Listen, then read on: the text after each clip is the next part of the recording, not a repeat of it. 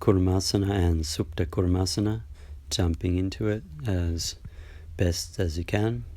The key to this pose is to really get the shoulders underneath the knees, or the knees as high up over the shoulders, armpits as possible. You might want to take some extra time and then gently sit down, trying to keep the knees up over the tops of the shoulders as best you can.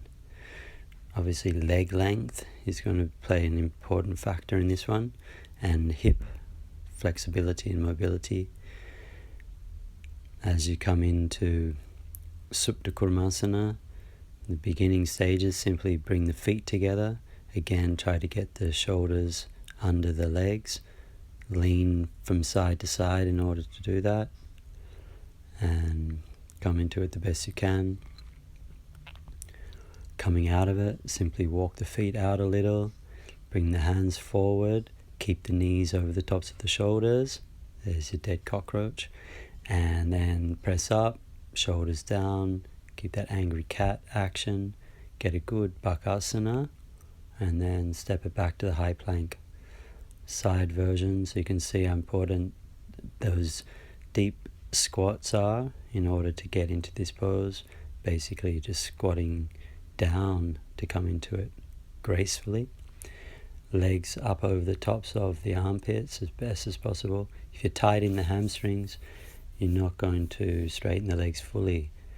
It'll be too much pressure on the lower back, so keep the knees bent.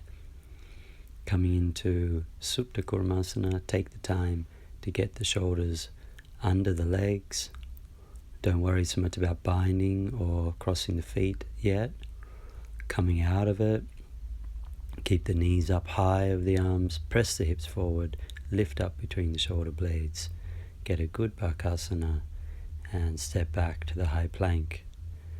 Going into more intermediate advanced entrance is coming in slowly, landing with the legs on top of the shoulders, and then coming straight down into it, passing through Titibhasana.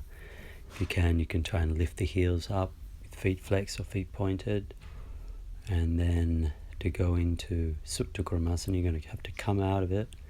And this is the first time start working with the legs behind the head.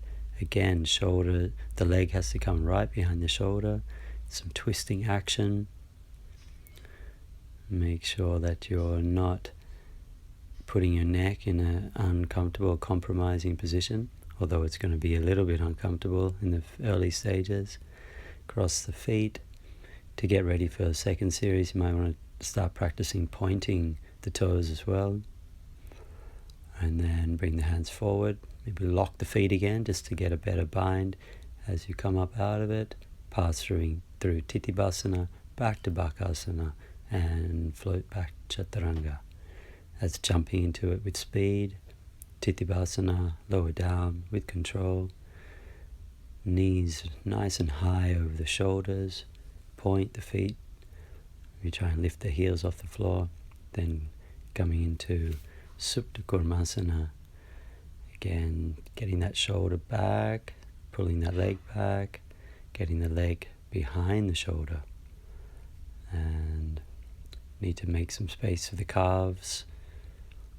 Really, you're going to probably need a teacher to assist you in this position for a while. And then take the hands back, get the bind. Coming out of this one, bring the hands forward, lift up, press the hips forward, and then passing through Titibhasana, take it back to Bakasana, and float back.